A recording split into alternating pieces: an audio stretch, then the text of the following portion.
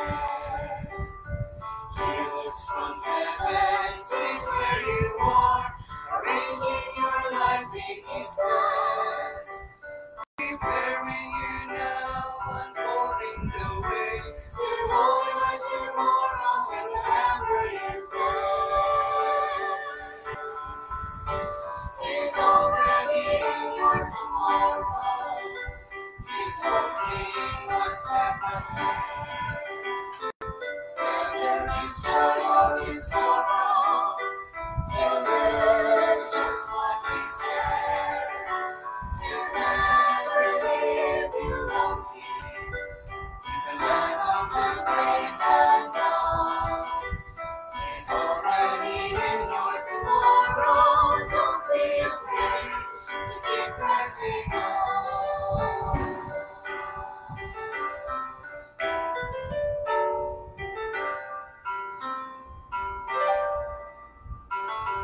When you struggle looking ahead, dreading tomorrow may cease, embracing the present, forgetting the past, giving up all your dreams.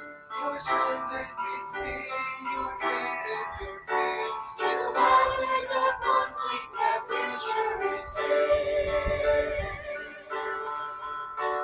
He's already in your tomorrow. He's walking one step ahead. Whether it's joy or it's sorrow, He'll do just what He said. He'll never leave you lonely in the land of the great unknown. He's already in your tomorrow. Don't be afraid to keep pressing on. He's already in your tomorrow. He's walking one step ahead. Whether it's joy or it's sorrow, He'll do just what He said. He'll never leave you lonely in the land of the great unknown. He's already in your tomorrow. Don't be afraid to keep pressing on. He's already in your tomorrow. Don't be afraid. Don't be afraid. Keep pressing on.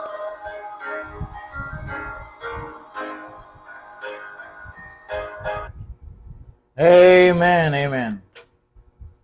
Okay, so good evening po sa inyong lahat. Again, welcome sa Real KJB Believers. And we are now signing on. At nawa po ay you are doing fine right now. So tayo po ay mag-aaral ng aklat ng Book of Habakkuk. No? Ito po yung aklat ng ating pag-aaralan ngayong gabi. And this will be used for our Bible school also. No?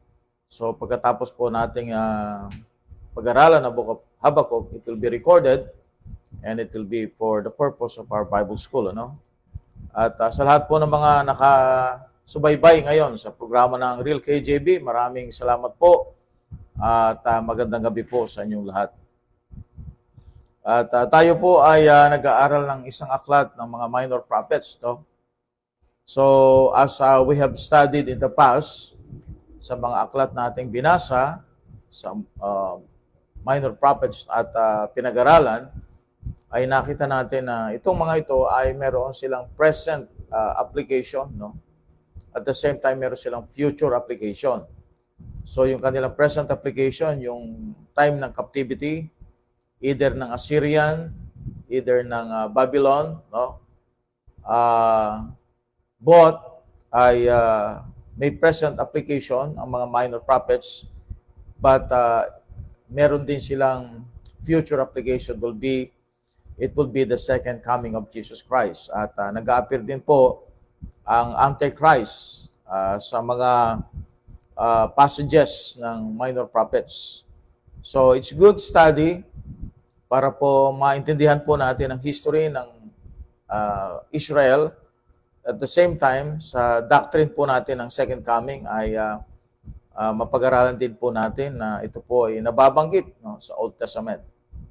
Okay, so tayo po ay dadako sa panalangin. Let's pray. Nalangin po tayo. Okay, tayo po ay manalangin. Dakilang Diyos na malikha ng langit at lupa. Muli, Panginoon, maraming salamat sa oras po nito na ipinagkaloob niyo po sa bawat isa. Especially, Amen. Panginoon, sa aming pong tagapagturo, Panginoon, at sa Panginoon ay pinagpatuloy. Bigyan niyo po ng kalakasan pisikal. At ngayon, Panginoon, bigyan niyo po siya ng wisdom. Ang sa gayon, Panginoon, sa aming pong pag-aaralan about sa Book of Habakkuk, Yes, Panginoon, ay lubos pong maunawaan ng aming pong mga tagapakinig. Patuloy, bigyan niyo po kami, Panginoon, ng understanding, especially, Panginoon, ang mga tagapakinig sa oras po nito. Yes. At ang sa gayon, Panginoon, lubos pong maunawaan ang aming pong pag-aaralan. Maraming salamat po puli, Panginoon. Gabayan niyo po kami sa aming pag-aaral ng iyong po mga salita. In Jesus' name I pray. Amen. Amen, amen. Alright, so dako na po tayo. Book of Habakkuk. Okay? It's a dark horse in the scripture. Bakit po? No, there's nothing recorded about him, his family, or the region he is from. No specific king is mentioned, and there is nothing in the text to indicate when he wrote. No? Scofield says that he probably prophesied during the last part of the reign of Josiah, yung king, no, ng Judah, and Archbishop Asser places the date of the book at 626 BC. No? But again, no, there is nothing in the text to indicate when he wrote the book. Because walang na-mention po na king or what we call a specific king.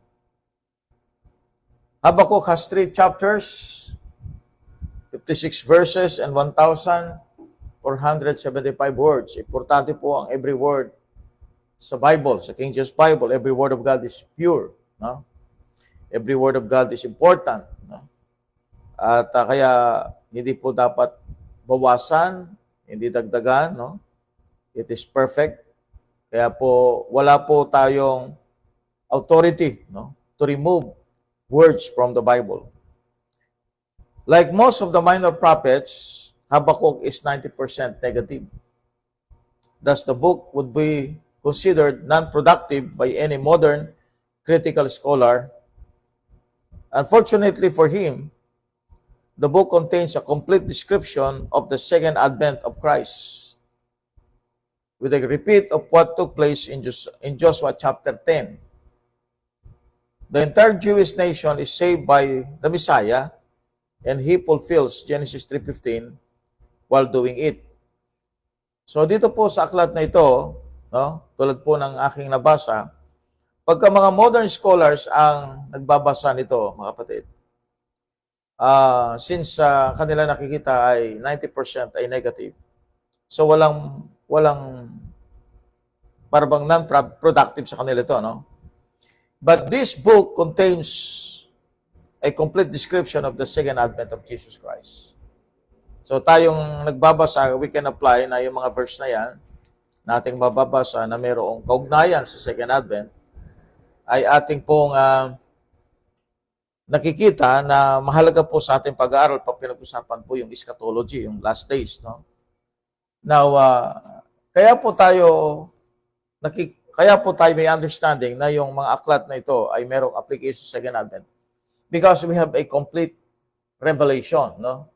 So we have a complete revelation of God's word mula sa umpisa hanggang sa wakas, no? We have what we call the dispensations, we have the church age, no? We have the tribulation period in our Bible, complete na, no? Ito, Old Testament pa lang sila. Kaya wala pa silang knowledge about the church age, salvation by grace through faith, wala silang knowledge noon. And of course, yung application ng mga kanilang mga sinusulat, they don't even know kung kailan ito magaganap, pangyayari, at kailan ito i-apply, no? And to us, because we have a complete book, 66 books, we know na yung mga sinasabi ni Habakkuk can be applied to the tribulation period and even in the second coming of Jesus Christ. Okay? Now, kaya nga po, nababanggit, no, sa mga aklat na may mga tinatawag na coming, second coming, first coming. Tayo nang tayo na ang naglalagay nun eh, no? Tayo na nag-indicate nun. Ito, verse na ito, second coming ito. Itong verse na ito, first coming. Bakit? Kasi tayo na-identify natin ito. Pero yung mga Old Testament prophets, what they can only see is one coming, no? Hindi nila alam yung division ng first coming, second coming. So to us, kapag nagbabasa tayo ng Old Testament, and even some scriptures that concerns about the second coming, alam natin, identified ito, that it matches the second coming advent of Jesus Christ. Okay? So bakit po? As I've told you, we have a complete revelation. Pero kapag ang Old Testament, ang prophets, sila ang titingin, no? Kasi wala silang complete revelation, ang nakikita lang nila, isang coming lang, no? They cannot differentiate between the first coming and the second coming because they don't have the complete revelation, no? Hindi pa nga nangyayari yung kanilang sinasabi, no? Eh tayo, nakita natin actually na fulfilled 75% of the prophecy of the Old Testament about Christ was fulfilled in His first coming, and then meron pang 25% that will be fulfilled the second coming, no? Bakit meron tayong knowledge ng ano? Because we have the complete book. Iba po yung Old Testament prophets na nang sinusulat nila ito, they cannot see things that we can see now, no? Kaya nga po, si Habakkuk, sinusulat niya ito, itong mga judgment na ito ay para sa Babylon, no? Sa kay Nebuchadnezzar. But to us, hindi lang po ito yung historical na nangyari sa panahon ni Habakkuk, sa panahon ng paglusob ni Nebuchadnezzar sa Judah. Okay? But we can still apply these verses for the future. Okay? At makita po natin yan as we go through the book. Okay? Now, no Jewish rabbi in 14,000 pages of the Jewish encyclopedia can find one reference to the first or second coming of his Messiah anywhere in the entire book. No? Mga rabbi kasi, they are blind, no? Because they cannot see these applications. Ito mga historical books na ito. Instead of the Messiah returning, the apostate Jews have the return of God's compassion. When they hit the first part of the third chapter of the book of Habakkuk, they put the whole thing in the past. Ito yung past, no? They put the whole thing in the past as a reference to Exodus chapter 20. Okay? So kapag ang rabbi, mga kapatid, ang nagbabasa, nag-a-apply ng mga scriptures na babasahin natin sa book of Habakkuk, i-apply niya doon sa past, and he is referring to Exodus 20. When they hit the destruction of the Antichrist prophesied by Paul in Romans 16 verse 20, they get rid of the head, H-E-A-D. So they can retranslate the passage as laying him bare from thigh to neck. Pero kung makita natin sa Romans 16:20, itong binabanggit, ano? Romans 16:20. Ito po yung problema sa mga ilan sa mga religious group, no? Tulad ng mga Jewish rabbi, Romans 16:20. And the God of peace shall bruise Satan under your feet shortly. The grace of our Lord Jesus Christ be with you. Amen. So this is the fulfillment of Genesis 3:15. And ang mga rabbi, hindi nila nakikita ito, na ito ay binabanggit sa scripture. Okay? So what happened is that they retranslate the passage as laying him bare from thigh to neck, Romans 16:20. So that's the problem, that's the issue, no? Kaya nagkaroon ng misrepresentation, mistranslation, because this rabbi, they have only the Old Testament and they have rejected the New Testament. And hindi nila nakikita yung prophecy sa Old Testament ay naganap kay Jesus Christ. The Gentiles don't fare any better. The third chapter of Habakkuk is included among the canticles in the liturgy of all Christian denominations and is generally sung to a simple psalmodic formula. So, yung third chapter ng Habakkuk, naging awit na lang, no, sa mga Christian churches. But hindi nila nakikita yung prophetic application nito. No? So, it is sung without anybody believing, literally, one word of what they are singing. The whole thing has been put in the past, historically, again, no? Walang future application, or else is allegorized and spiritualized, so it doesn't mean anything.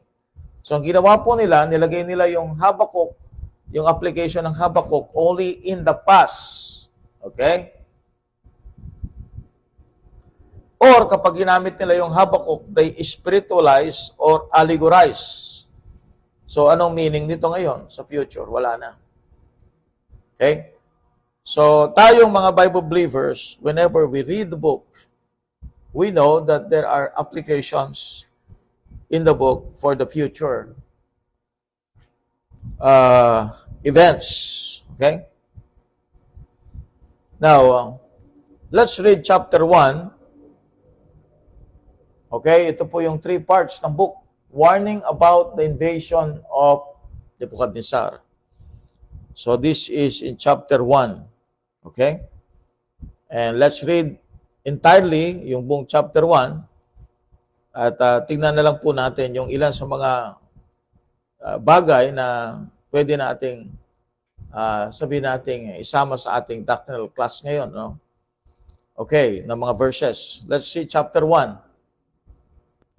Ibasa lang po. Habakkuk chapter 1 verse 1 to 17, the burden which Habakkuk the prophet did see. Verse 2, O Lord, how long shall I cry, and thou wilt not hear? Even cry out unto thee of violence, and thou wilt not save. Verse 3, why dost thou shew me iniquity, and cause me to behold grievance? For spoiling and violence are before me, and there are the rays of strife and contention. Verse 4, therefore the law is slack, and judgment that never go forth for the wicked that compass about the righteous. Therefore wrong judgment proceeded. Verse 5, behold ye among the heathen, and regard and wonder marvelously, for I will work a work in your days, which ye will not believe, though it be told you. Verse 6, for lo, I raise up the Chaldeans, and that bitter and hasty nation, which shall march through the bread of the land, to possess the dwelling places that are not theirs. Verse 7, they are terrible and dreadful. Their judgment and their dignity shall proceed of themselves. Verse 8, their horses also are swifter than the leopards, and are more fierce than the evening wolves. And their horsemen shall spread themselves, and their horsemen shall come up from afar. They shall fly as the eagle that hasteth to eat. Verse 9, they shall come up all for violence, their faces shall sup up as the east wind, and they shall gather the captivity as the sand. Verse 10, and they shall scoff at the kings, and the princes shall be a scorn unto them. They shall deride every stronghold, for they shall heap dust and take it. Verse 11, then shall his mind change, and he shall pass over, and offend, imputing that his power unto his God. Verse 12, art thou not from everlasting, O Lord my God, mine Holy One? We shall not die. O Lord, thou hast ordained for judgment, and Almighty God, thou hast established them for correction. Okay. Verse 13, thou art of purer eyes than to behold evil, and canst not look on iniquity. Wherefore lookest thou upon them that deal treacherously, and hold thy tongue when the wicked devoureth the man that is more righteous than he. Verse 14, and makest man as the fishes of the sea, as the creeping things that have no ruler over them. Verse 15, they take up all of them with the angle, they catch them in their net, and gather them in their drag. Therefore they rejoice and are glad. Verse 16, therefore they sacrifice unto their net, and burn incense into their drag, because by them their portion is fat, and their meat plenteous. Verse 17, shall they therefore empty their net, and not spare continually to slay the nations? Alright, thank you so much for the reading. It was a long reading.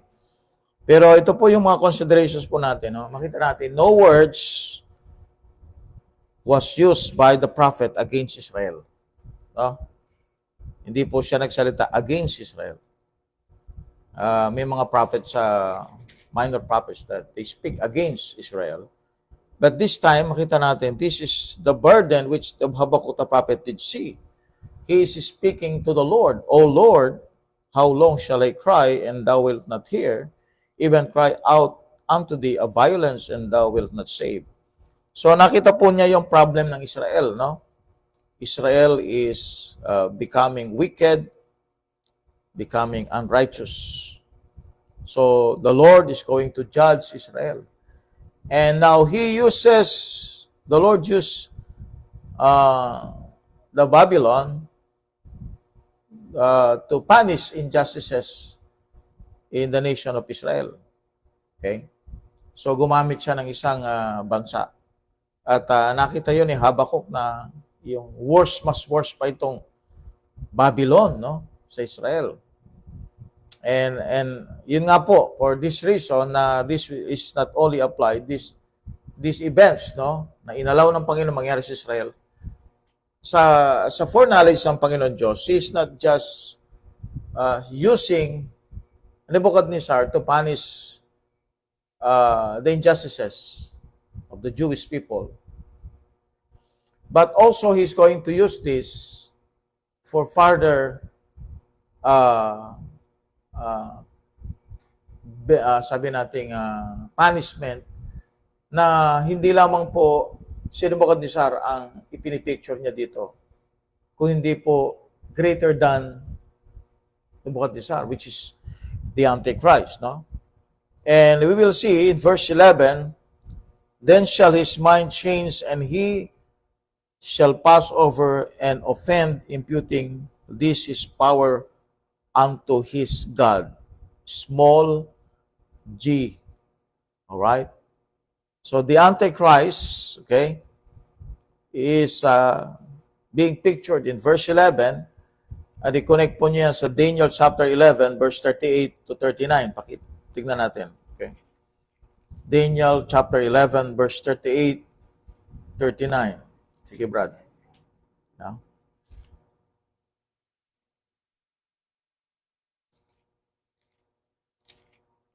Okay. Daniel chapter 11, verse 38 to 39. So this Bible study has a future use, no? Ito'y para po sa mga magiging Bible students ng ating Bible school. Daniel 11, verse 38, 39. Daniel chapter 11, verse 38 to 39. But in his estate shall he honor our God of forces, and a God whom his fathers knew not shall he honor with gold and silver and precious stones and pleasant things. Verse 39, thus shall he do in the most strongholds with a strange God, whom he shall acknowledge and increase with glory, and he shall cause them to rule over many, and shall divide the land for gain. So mga Babylonian, they look to their military leaders as God, no? And God is using Nebuchadnezzar as a type of people in the time of the tribulation period that will worship the Antichrist. Ang pagsamba nila sa Antichrist, no? Tao siya, pero ang pagsamba nila ay Diyos. Kaya nga God ang ginamit dito, small g. Alright? Now, another thing in Habakkuk chapter 1, verse 5. Behold, ye among the heathen, and regard and wonder marvelously. For I will work a work in your days, which ye will not believe, though it be told you. Okay? So Paul quotes the verse in Acts 13:41 in regards to justification by faith without works of the law. Okay, so medyo bigyan natin ng pansin ito, no? Sa Old Testament, tandaan po ninyo, hindi po kailanman binanggit ang justification by faith without works of the law, no? Kailan lang binanggit ito? Sa New Testament, no? Dito sa Habakkuk, hindi po siya ginamit. Wala kang makikitang ganon, no? But when Paul used this, all right, when Paul used this, because Paul is the spokesperson of the New Testament about the gospel of the grace of God. Siya yung nagpapaliwanag tungkol sa kaligtasan ng bagong tipan, no? Kasi lumang tipan ito. So yung kaligtasan ng bagong tipan ay nagtuturo na ang tao ay ma-justify by faith without works of the law. Nung siya po ay nag-quote sa Acts 13:41, he quoted back to the Old Testament passage. Pero hindi niya tinuturo na ito yung salvation sa Old Testament. He just quoted the verse. Okay? He just quoted and used it for the New Testament application. Okay? Kasi nga may mga nagtuturo sa ating panahon na pagka Old Testament, ang salvation ay katulad sa New Testament. Hindi po ganon. No? Kailangan mag-aral kayo sa Biblia pagka ganon. No? You have to study further the Word of God. Okay? Now, Acts 13:41. Pakibasa lang natin. Acts 13:41.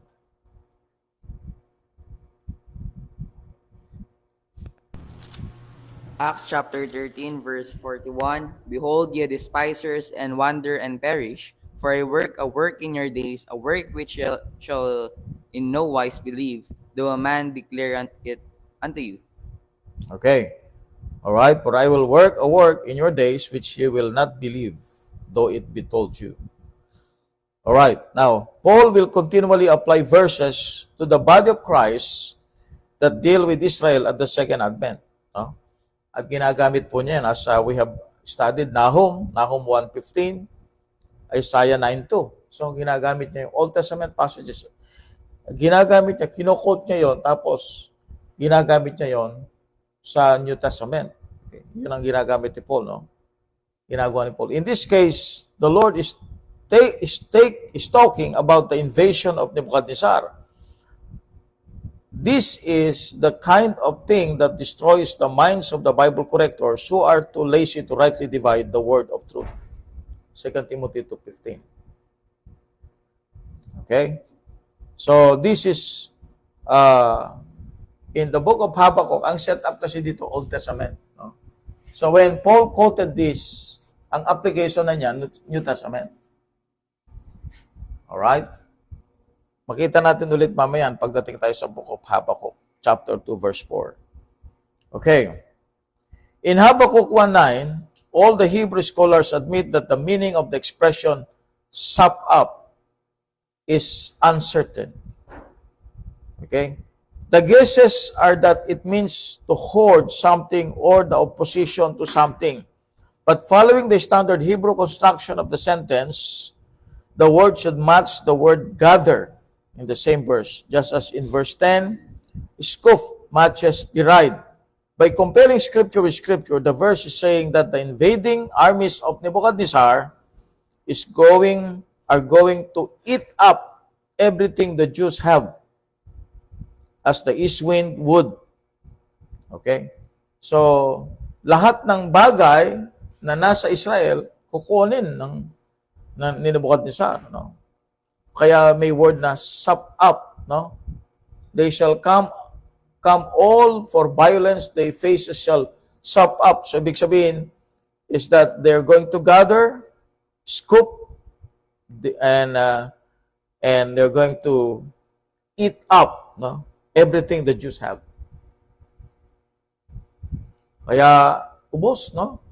Ang Hudyo. Yung mga Assyrian, yung northern tribes, nakuha na. Tapos yung mga southern tribes, eto na, no? I-invade sila ni Nebuchadnezzar. Uubusin din sila. No? Because God used Nebuchadnezzar to punish the injustices of the Jewish people.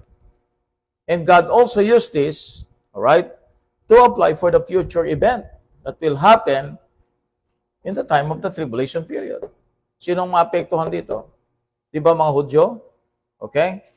So, ang equivalent ng Antichrist sa Old Testament, okay, in type, ay si Nebuchadnezzar.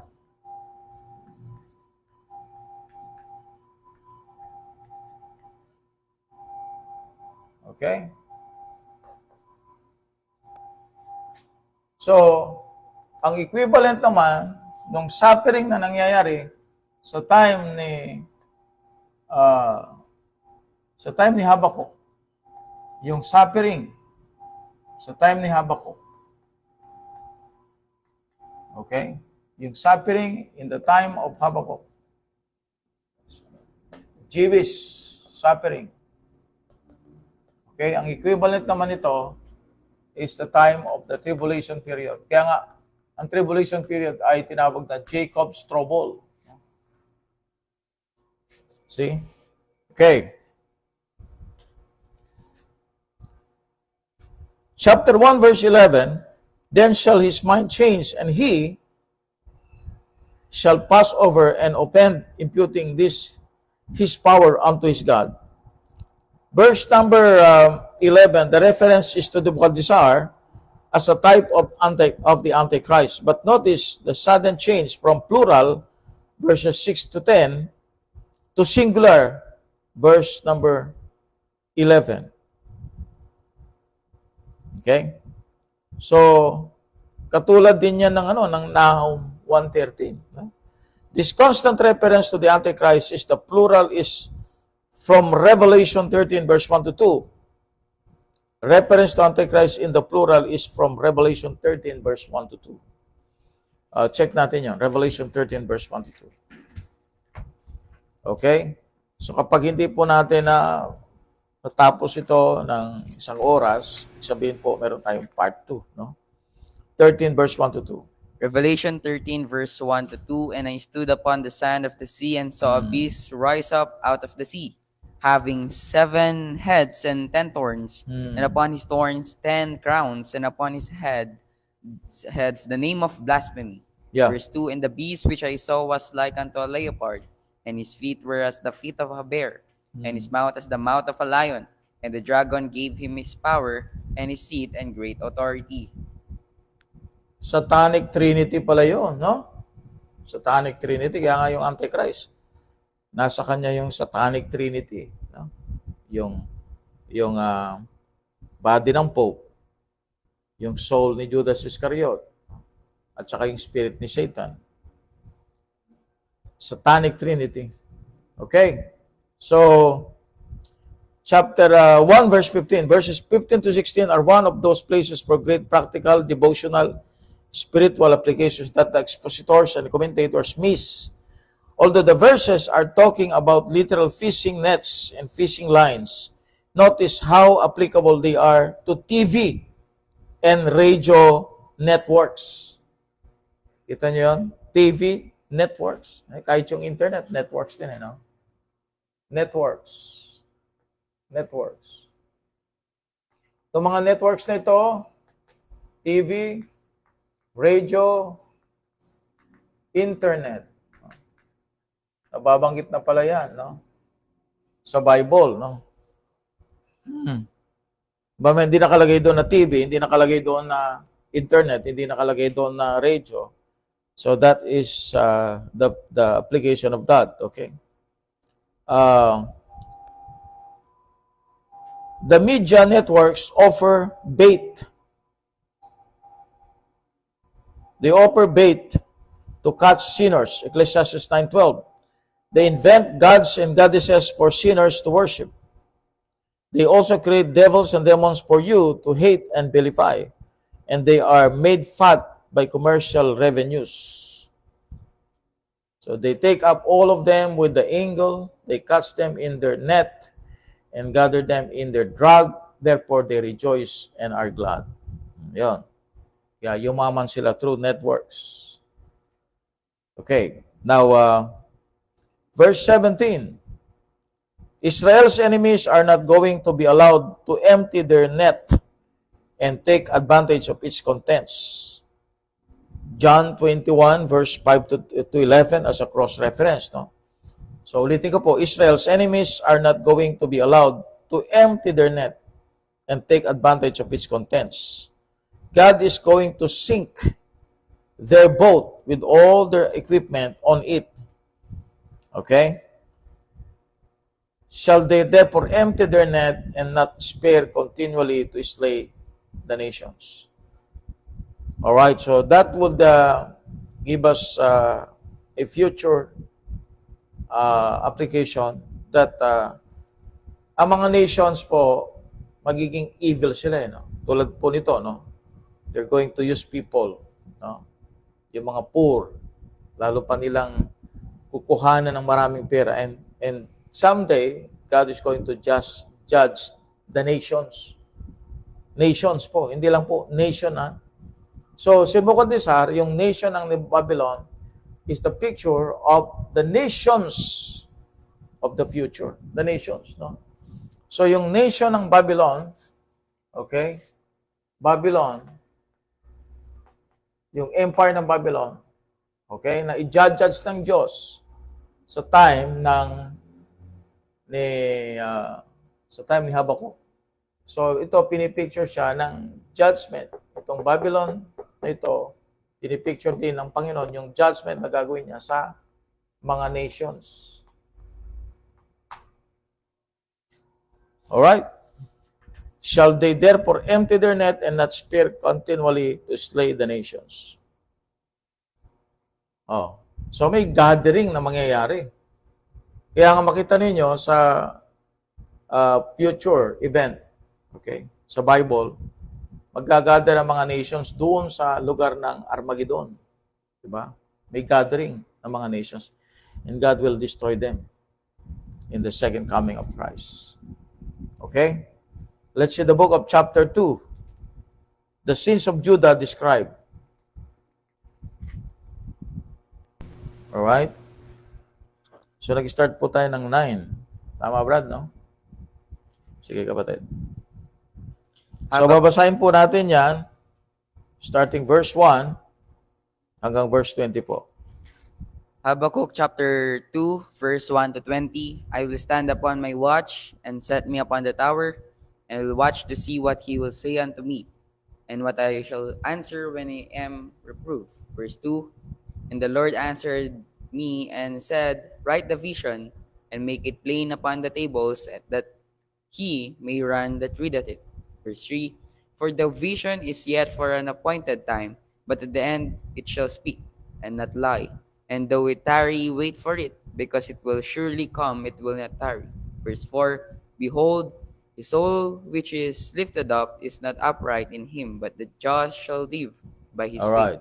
Verse 5. Be also, because he transgressed by wine, he is a proud man, neither keepeth at home, who enlarge his desire as hell, and is as death, and cannot be satisfied, but gathereth unto him all nations, and heapeth unto him all people.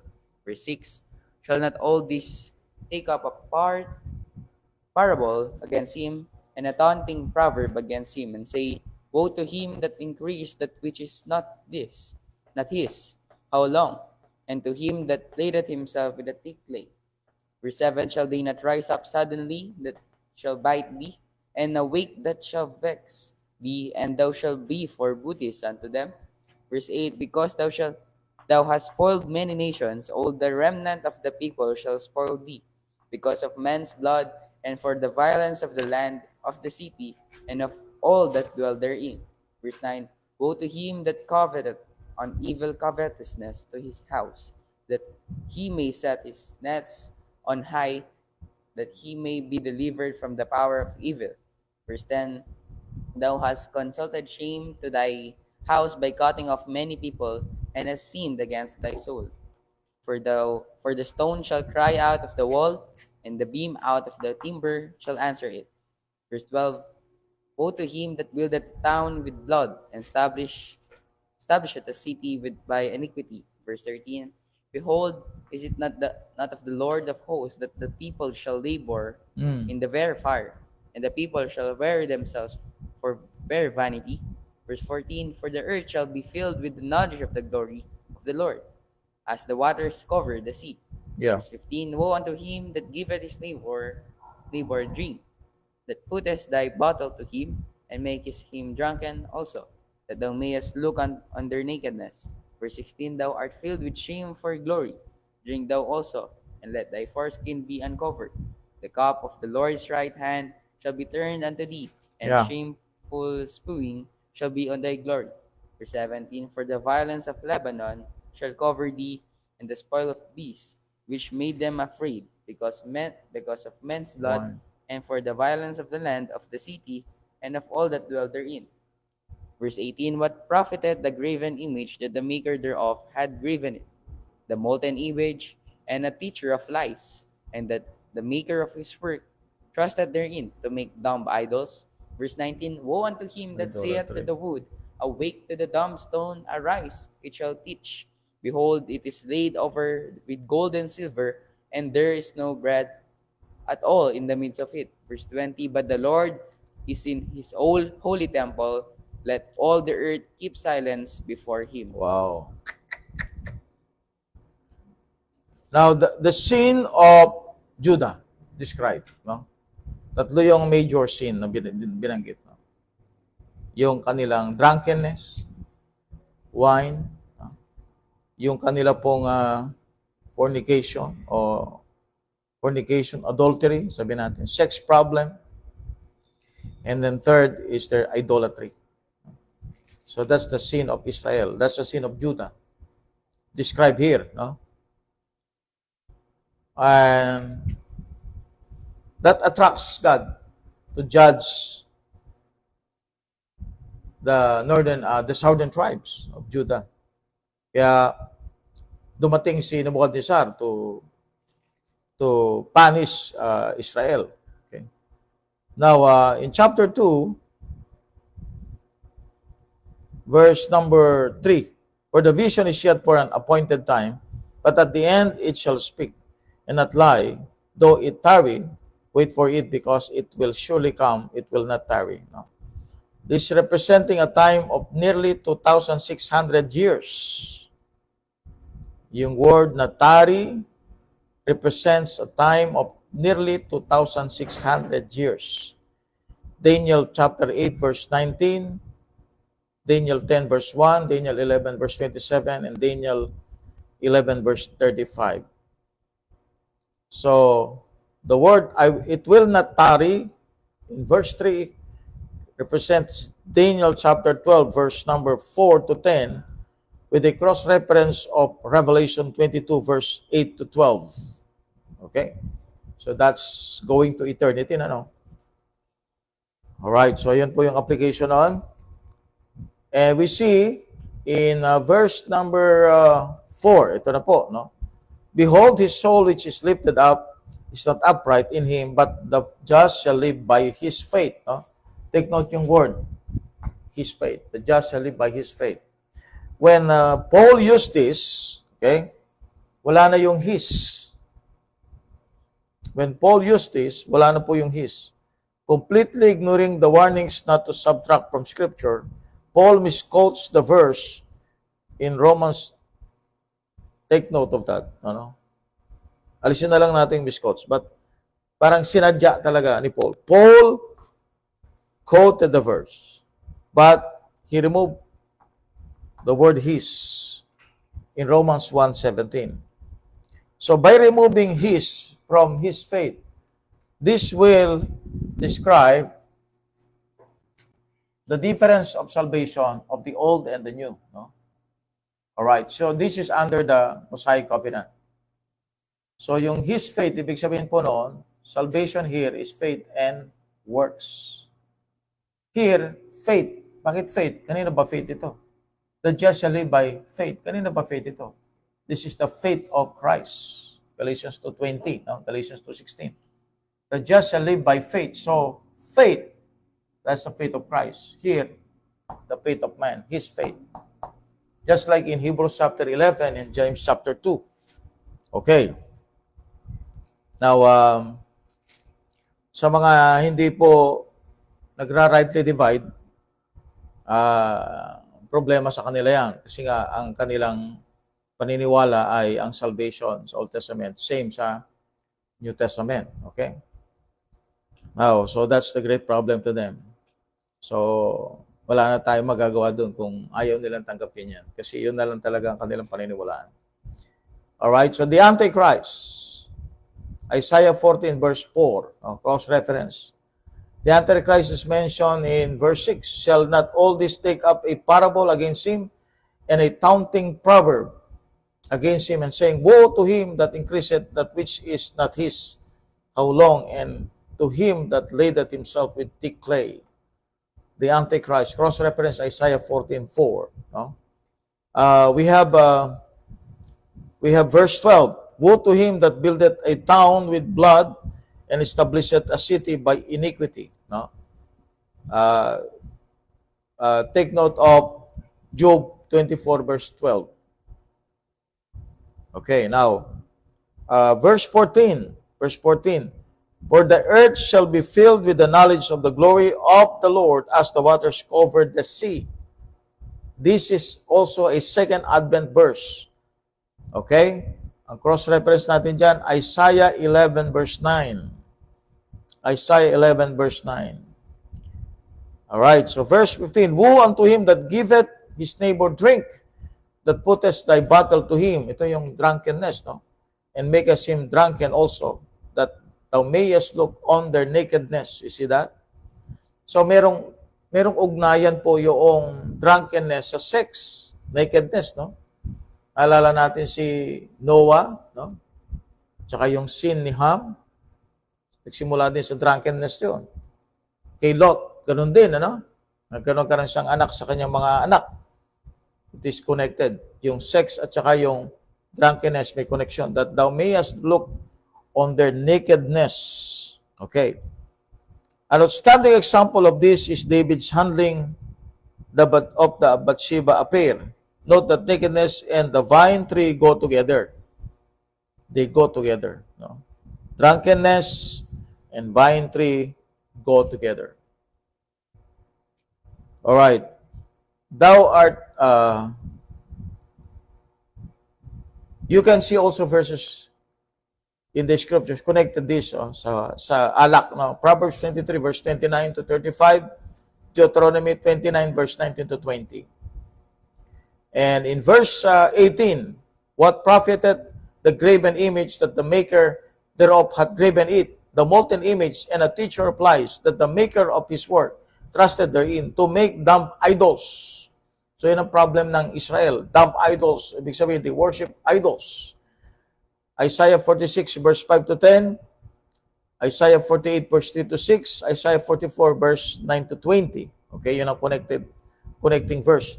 Kaya makita ninyo, ang Habakkuk, bagaman hindi po siya nagsabi against Israel, and he is talking to God. God, merong injustices, merong idolatry, merong sin of nakedness, may sin of drunkenness ang Israel. What you will do? Sumagot ang Panginoon, I'm going to send Babylon. I'm going to send Nebuchadnezzar. Okay? So, ngayon, sa chapter 3 na po tayo. A prayer dealing with the second advent. A prayer dealing with the second advent. Alright? Now, let's read verse number 1 up to verse number 19. Verse 1, a prayer of Habakkuk, the prophet, upon Shigo-onot. Verse 2, O Lord, I have heard thy speech and was afraid. O Lord, revive thy work in the midst of the years. In the midst of the years, make known. In wrath, remember mercy. Verse 3, God came from Teman, and the Holy One from Mount Paran. Selah, his glory covered with heavens, and the earth was full of his praise. Amen. Verse 4, and his brightness was as the light. He had thorns coming out of his hand, and there was the hiding of his power. Verse 5, before him went the pestilence, and burning coals went forth at his feet. Verse 6, he stood and measured the earth, and he beheld and drove asunder the nations. And the everlasting mountains were scattered, and the perpetual hills did bow.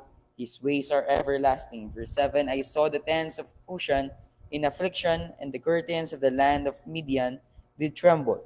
Verse 8, was the Lord displeased against the rivers? Was thine anger against the rivers? Was thy wrath against the sea, that thou didst ride upon the horses and thy chariots of salvation? Verse 9, thy bow was made quite naked, according to the oaths of the tribes, even the word Selah. Thou didst cleave the earth with rivers. Verse 10, the mountains saw thee, and they trembled, and the overflowing of the water passed by. The deep uttered his voice, and lifted up his hands on high. Verse 11, the sun and moon stood still in their habitation. At the light of thine arrows, they went at the shining of thy glittering spear. Verse 12, thou didst march through the land land in indignation. Thou didst thresh in the hidden in anger. Verse 13, thou wentest forth for the salvation of thy people, even for salvation with thine anointed. Thou wouldest the head out of the house of the wicked, by discovering the foundation and the neck. Selah. Verse 14, thou didst strike through with staves and the heads of his villages. They came out as a whirlwind to scatter me.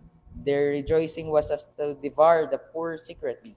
Verse 15, thou didst walk through the sea with thine horses, through the heap of great waters. Verse 16, when I heard, my belly trembled, my lips quivered at the voice. Rottenness entered into my bones, and I trembled in myself, that I might rest in the day of trouble. When he cometh up unto the people, he will invade them with his troops. Verse 17, although the fig tree shall not blossom, neither shall fruit be in the vines, the labor of the olive shall fail, and the field shall yield no meat. The flock shall be cut off from the fold, and there shall be no herd in the stalls. Verse 18, yet I will rejoice in the Lord. I will joy in the God of my salvation. Verse 19, the Lord God is my strength, and he will make my feet like hinds' feet, and he will make to walk upon my high places, to the chief singer on my string instruments. All right. So those verses was used as psalmodic. Kasi to, lament to paglalament ni Habakkuk to. So sa mga Christian, they read this as song or like a song, no? Pero since they don't apply it sa future, so naging meaningless, no, yung mga verses na ito. Okay? Now, meron tayong makitang word na anointed dyan. That is the king of the tribe of Judah. So, kailan ma-apply yung salvation ng mga righteous? Okay? This will be in the second coming. And the one mentioned as anointed, king of the tribe of Judah, that is the Lord Jesus Christ. Alright? This is Jesus Christ. So, yan ang future application itong Book of Habakkuk. Okay? So, kailan ito? Ito yan, sa second coming. So, ang prophet, Habakkuk, hindi niya nakikita yung future application nito, no? Tayo nakakakita sapagkat we have a complete revelation, as I've told you. Meron tayong complete revelation. Meron tayong Old Testament, New Testament, at meron tayong mga books na nagdi-describe about the coming tribulation period and the second coming. Okay. Now, verse 7, Midian was a son of Abraham's concubine Keturah. He was sent out of the land of Palestine as Ismael was. Genesis 25, verse 1 to 6. His descendants became enemies of Israel. Judges 6, verse 1 to 2. They settled among the Ismaelites in Genesis 37, verse 25 and 28. And Edomites, Judges 6, verse 3, in Transjordan. The land of Midian here stretches all the way to Mesopotamia because Cushan is an abbreviated form of Cushan Rishataim, who was king of Mesopotamia, Judges 3, verse 8. That land today, all right, listen, in verse number 7, is 100% Muslim. This is Jordan, Iraq, and Saudi Arabia. Yung verse 17 pala, that talks about, that talks about the three countries, Jordan, Iraq, and Saudi Arabia. Okay, now, verse 9. The oaths of the tribes are God giving his words and swearing an oath by himself. Galatians 3, verse 16 to 17, Hebrews 6, verse 13 to 16. Notice that both nouns are plural. The Abrahamic oath of Genesis 15, verse 18 to 21 was not just made to Isaac and Jacob, but to all 12 tribes. Psalms 105, verse 6 to 12 to 11. Numbers 24, verse 5 to 9. Okay? So, itong oaths of the tribes. Ito yung oath ng 12 tribes. Verse 14, the word me is reference to Israel. Daniel 12:7. In the tribulation, they are poor. Okay? Ang Israel are poor in the tribulation period. Ang Israel ay poor. Alright? Israel are poor in the tribulation period. Because they won't take the mark of the beast. Revelation 13, verse 16 to 17. Cross-reference Psalms 10, verse 8. And Psalms 12, verse 5. Okay? And other verses. Chapter 3, verse 15. Everything in the verse is literal. Okay? Literal po yan. Thou didst walk through the sea with thine horses, through the heap of great waters. And there is nothing figurative. The horses are literal. Revelation 19:14. Ayan yan. Sa second coming ni Jesus Christ. Mga horses. The sea is literal and it is not the Red Sea. And the heap of great waters is so great that it would make the Atlantic and Pacific Oceans put together look like a raindrop. Ang ibig sabihin niyan, ito yung sea above the universe. So, sino yung mga horses na yon? May mga riders yun, no? Yun yung kasama ng Panginoon Jesucristo sa second coming. And they're going to pass to great waters. Amen. Yun po yung water above the universe. Okay, so yun po yung application niya, no? Doctrinal and future application ng Book of Habakkuk. Okay, so yun po, doon po natin tatapos. And again, ulitin natin yung parts na ating pag-aralan. Warning about the invasion of Nebuchadnezzar. Chapter 1, Sins of Judah, described. Chapter 2, and a prayer dealing with Second Advent. Amen, amen. Punong-puno pala ng action itong Habakkuk na ito. Okay, so tayo po ay mag-pray. Lord, salamat po Panginoon for giving us the time again, Lord, for an hour of study, Lord. Salamat Panginoong Diyos for giving us this kind of opportunity, Lord, na malaya po kami nakapagtuturo, nag-aaral, at meron pong consideration na, O God, Ikaw po ang siyang nagbibigay sa amin ng kakayanan at karunungan. Panginoon, tulungan niyo po kami, Ama, na magkaroon po ng more interest sa iyong salita at makita po namin ang beauty ng mga passages na binabanggit mo, O Panginoon Diyos, at applications po nito, Panginoon. Salamat po. Pinagtatagubilin namin ang lahat sa pangalan po ng aming Panginoong Yesus. Amen. Amen. Alright, so thank you po and God bless po sa inyong lahat. At shout out na lang po tayo para po sa ating mga viewers ngayong po gabi. Amen. Okay, so mag-shoutout muna po tayo sa lahat po ng mga sumubaybay at patuloy po na tumatangkilik sa ating programa. Amen. So, shoutout po sa lahat po ng mga nag-heart react. Shoutout po. Yan, shoutout po kay Emmanuel Fundamental Baptist Church. Amen. Kay Pastor J.C. Tipay Esma. Wow. Kay Stephen Thank you. Curry. Alvin Sandanter. Amen. Kay Sister Laila.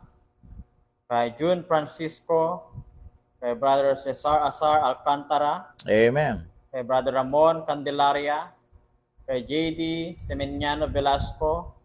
Tins de la Cruz, Sofia de los Reyes.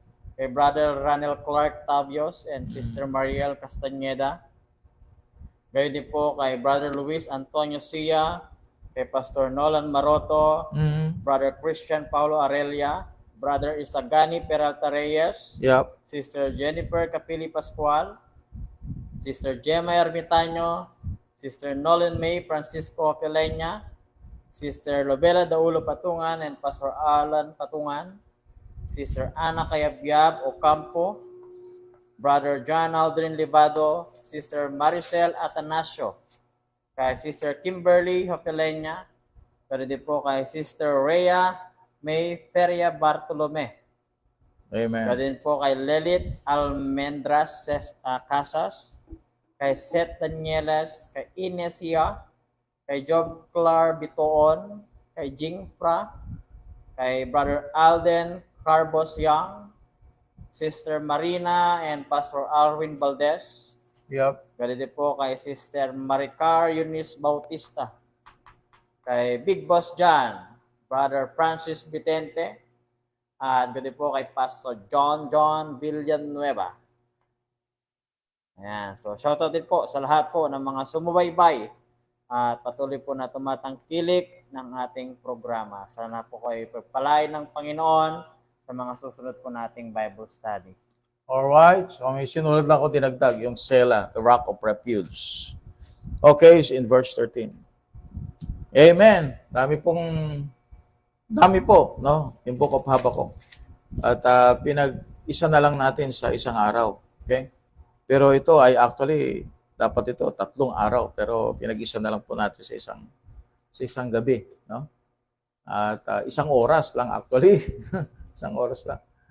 Okay, so at least ako natin yung gist nito, no? Yung view nito, yung overview nito, pag sa ganon, tayo na mismo ang siyang mag-enhance. No? Pag-aralan pa natin kung anong nandito po sa aklat ng Habakkuk. But I have given you some important things to consider para po makita natin yung structure, no, ng Book of Habakkuk. Okay, again, salamat po sa inyo pong pagsubaybay ngayong gabi.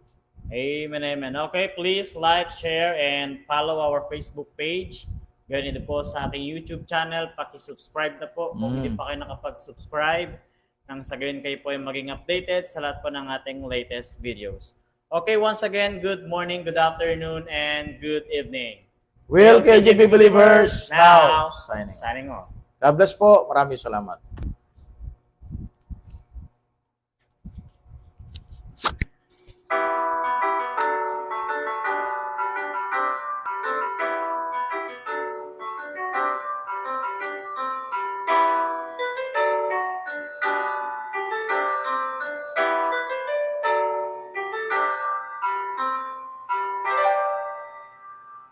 I have a Father, the Master of time.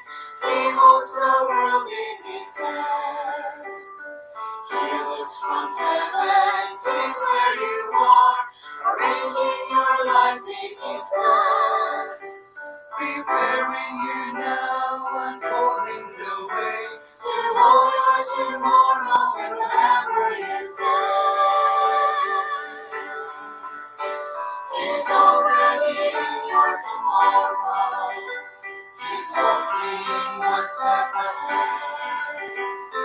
Whether it's joy or it's sorrow, He'll do just what He said. He'll never leave you lonely in the land of the great unknown. He's already in your tomorrow. Don't be afraid to keep pressing on.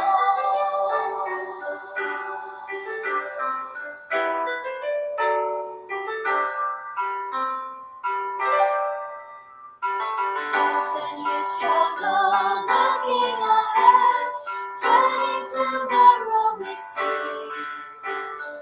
Embracing the present, forgetting the past, giving up on your dreams. You're stranded between your faith and your fear. You'll weather the conflict, the future is clear. He's already in your tomorrow. He's walking one step ahead. Whether it's joy or it's sorrow, He'll do just what He said. He'll never leave you lonely in the land of the great unknown. He's already in your tomorrow. Don't be afraid to keep pressing on. He's already in your tomorrow. He's already